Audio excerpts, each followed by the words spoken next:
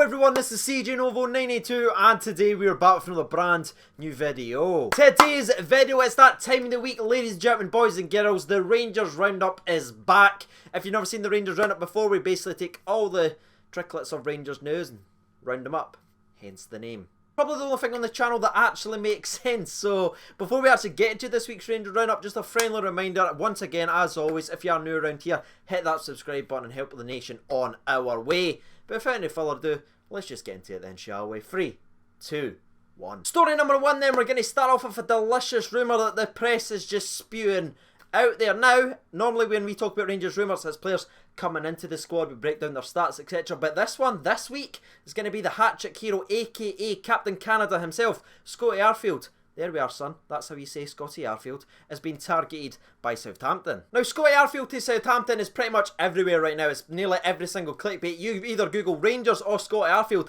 That is all you are seeing. Now, apparently, it goes on to say that Southampton's been interested in Arfield for a couple of months now, and especially over the last 2 games, the chief executive has been extremely impressed over scoring the 4 goals in his last 2 matches. But it's a lot more than that. Obviously, they're trying to improve in an area where they're struggling, which is a creative midfield player who's going to get in the box, score goals, and create a bit of havoc. What is pretty funny, because when you step back and you look at your season, that's what we've been missing as well. So why are we going to give them theirs when we've been struggling with it? We've only started playing them in the position and we're starting to see the fruits of that labour. So we just now going to go, okay, we've finally got what we're looking for. Here you go, this 3 million.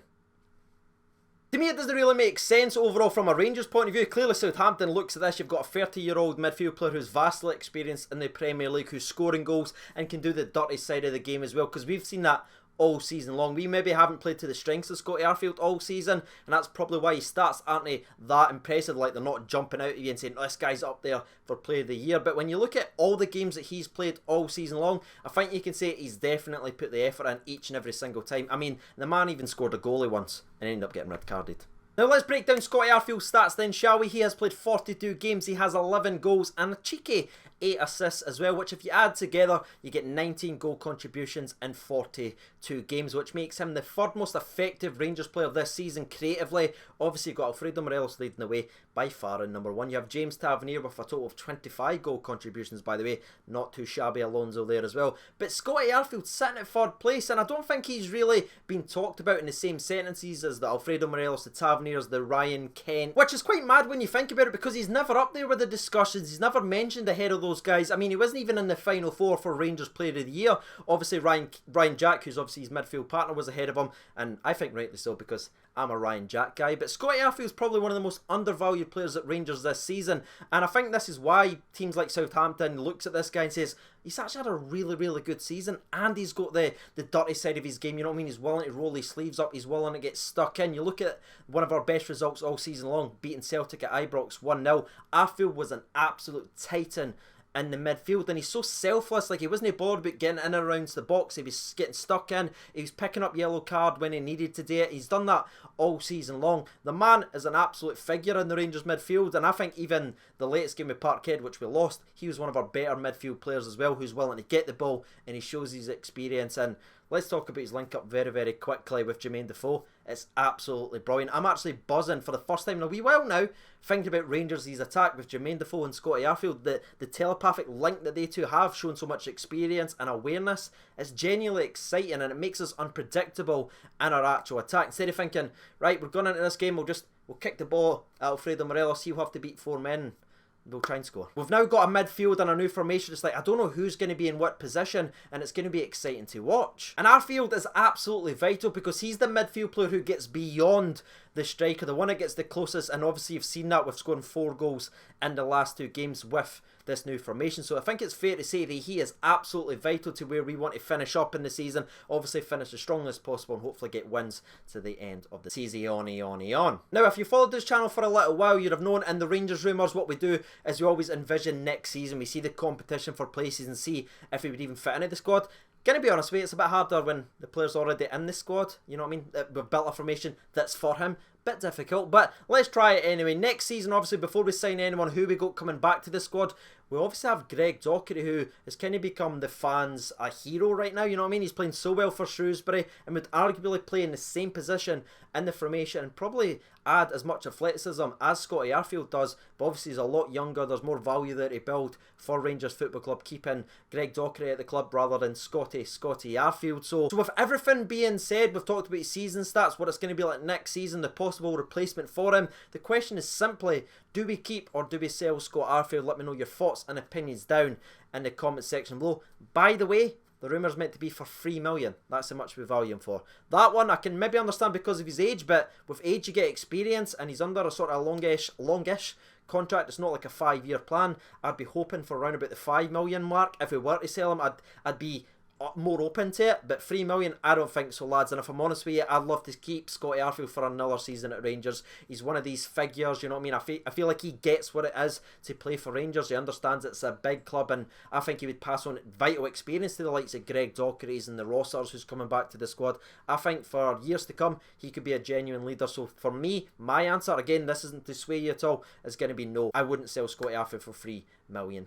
Not a chance. So now that me and they have had their say, let's see what the people's had to say on Twitter. There's 565 votes already. Thank you so much. There's still a hell of a lot of time left, but we haven't to record it because I've got training in about an hour. Not looking forward to it. Anyway, 89% of the votes goes for no. They wouldn't sell Scotty Arfield, which I completely agree with. Let's see what a couple of them's had to say. Royal Neil just simply says no freaking way. Deakin Neil says would keep Arfield for another year at least. Andrew also says no. Probably could have scored a few more goals, but he's been one of our more consistent players this year, and he stepped up when Alfredo's been suspended and scored goals that helped us get wins. Plus, I think he's worth a lot more than 3 million, which is apparently what they value him at. Nick Liger, sorry if I'm brutalising that name, but it's kind of what I do here. He says, love him, so wouldn't like to see him go, but at the same time, there's no way we'll ever get any more for him in the future. And if we do have a crowded midfield, which we do, if we could get upwards of 5 million for him, I think you have to take it to help fund Kent on a permanent and use Docherty as a replacement. That is exactly what I was saying earlier on in the video. Around about the 5 million mark, my mind was already gone to Ryan Kentigals, and you've obviously got the replacement Docherty coming in who could play in that actual position. So I completely understand where you're going with that one, mate. The last one I'll read out just to make it fair. Bang, bang, there's your auntie. And it comes from Robert Law. Well done, Robert. I don't think he will leave. He has just left the Premier League to settle back in his home country. It would only be the wages that could tempt him, since he wouldn't play week in and week out. So I think he will be here for the foreseeable future. So there it is, ladies and gentlemen, boys and girls. You've heard from the people. Now it's time for story number 2. Story number 2 then, it's actually just going to be a little recap of something that happened earlier on in the week. It's just from the award ceremony of Rangers 2019. Basically, I'm just going to read out the awards, who won them, and I just want to know your opinions. Do you agree? Do you disagree? Do you think this person or this goal or whatever should have won? Let me know your thoughts and reactions down in the comment section below. It's going to be extremely short, but yeah, let's just dive into it then, shall we? And let's start off with one of the most important awards, in my personal opinion. It's actually going to be the John Greig Achievement Award. An award I absolutely love. Obviously, last year, Clinton Hill actually won it last year, and you saw the emotion on his face when he did win it, and he spoke about the shock and how much it meant to him to actually win this award. Well, this year's John Greig Achievement Award goes to Mr. Alan McGregor himself, the man who dives left and he dives right, and I completely agree with giving Alan McGregor this award. I think he's been absolutely brilliant, and I think he probably should have won another award, which we'll discuss later down the line. Now, the next award's actually going to be the Academy Player of the Year. This is the Bears of the future, with the likes of Glenn Middleton, Ross McCrory, the next one up to really win over our hearts and get amongst the actual setup. And the winner of this year's Academy Player of the Year was Josh McPake, so massive congratulations to him. Obviously, he's been getting stuck in. He's even trained with the first team. Gerard's apparently a very big fan of the man, and you should be seeing a lot of him, maybe even next year, coming in amongst the setup in years to come as well. So good luck to Josh, and hopefully continues to work hard. And the next award we're going to break down is the Rangers Women's Player of the Year, which obviously went to Amy Muirs. Congratulations to her. Now, the next award we're going to break down is one that I actually predicted earlier on in the season, and I predicted wrong. I went with Glenn Middleton before he even kicked the ball for the Glasgow Rangers, and it looked like it was actually going well for a very long time. Now, unfortunately, Glenn's back amongst the under-18s and the reserve squad. Still Dane Middleton Hings, by the way, performing extremely well. But fortunately, Glenn Middleton didn't win the award, but someone who's won all of our hearts did. It's Mr. Ryan frickin' Kent, and at the end of the day, I think he certainly deserves the award, and arguably could have been up there for the Player of the Year as well. He's been absolutely fantastic, so congratulations to Mr. Kent. Now, the next award, I feel like some people is going to probably have something to actually talk about. It's going to be the Goal of the year. That obviously went to Ryan Jack for his goal against Celtic, which obviously resulted in a 1-0 win at Ibrox. I mean, I've been lucky enough to get a signed picture of that moment on my wall when I look at it, and I absolutely love that moment. But I know a lot of people are a wee bit iffed and a bit miffed by why that one goal of the season. And I think, if I'm honest with you, you have to break down what the actual category or what determines goal of the season. Is it one that meant the most? Because I think Ryan Jack's goal against Celtic certainly does that. Or does it mean technically or the best overall goal for the season when you take all emotion out of it? If that is the case, I completely understand why people are a wee bit iffed about this award. And if I'm honest with you, this is one of the awards I wanted to ask you guys. Do you agree with Ryan Jack winning the goal of the season? For me, because of what it meant, I think it deserves to. But if you're just taking all emotion away, I think you need to look at the Alfredo Morelos goal versus Rapid Vienna with Daniel Candesi's back heel assist. That is just technically absolutely brilliant. And another one right off the top of my head, once again, is Alfredo Morelos with his back heel against Hearts. Technically, I think that's a fantastic finish. But again, I'm not going to complain about Ryan Jack winning goal of the year. You saw what we meant to him, he meant to his family, etc. So he won goal of the season. What's your thoughts? Let me know. And the last couple of awards all went to the same man. Obviously, you got the top goal scorer, Alfredo Morelos. He won the top goal scoring award 2019. He also won the player of the year. Now, this is another one, just like the goal of the season, is a bit iffy, because I feel like a lot of the votes and everything like that, we all done it before the Celtic game a couple of weeks before that, and the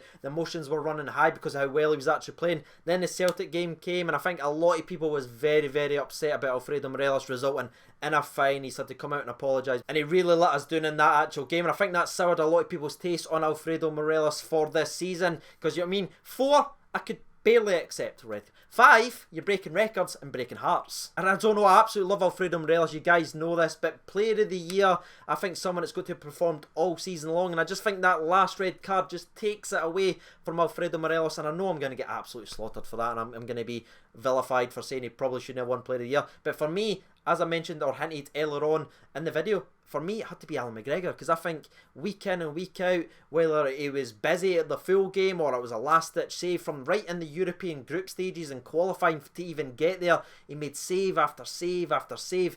Every league game he makes that save, a one-on-one save here, a one-on-one save there. For me, looking at the entire season, Mr. Consistent, every single game, never let us down. For me, it was Alan McGregor. Now, I'm scared to ask this, but what is your thoughts and reactions to that? Who should have won Player of the Year in your personal opinion? Now, the second or third award for Alfredo Morelos, I think is very telling, and one I didn't really expect him to win, especially with the players' reactions to when he got sent off in the latest Old Firm. He actually won Players' Player of the Year, so that's his teammates voting for him to win Players' Player of the Year, obviously, and I really rate that, because that shows that they've got his back even after all his mistakes he's made this season. He's obviously young, he's got a hell of a lot to learn in the game, and hopefully now he's here next season, because I think the latest one's kind of dampened a wee bit the speculation. So maybe if he's here for another year, he can get that out of his game and really go hard, because I think you go back 5-6 weeks ago, it looked like every record he was going to break for us, you know what I mean? The goals are really dried up, the performances kind of dried up, and then the sending off. But Alfredo Morelos, maybe with another season under his belt, can take us even further, and pretty much all our hopes kind of rely on Alfredo Morelos banging 30 goals a season. So that award I absolutely love, because it shows the team's fully behind Alfredo Morelos. Now, as always, the third and final part of every single Rangers roundup is picked by you guys, one of the nation, and this week's comes in from James Hunter at James HU967688043. Thanks, James. Could you make that any harder for me? Could you?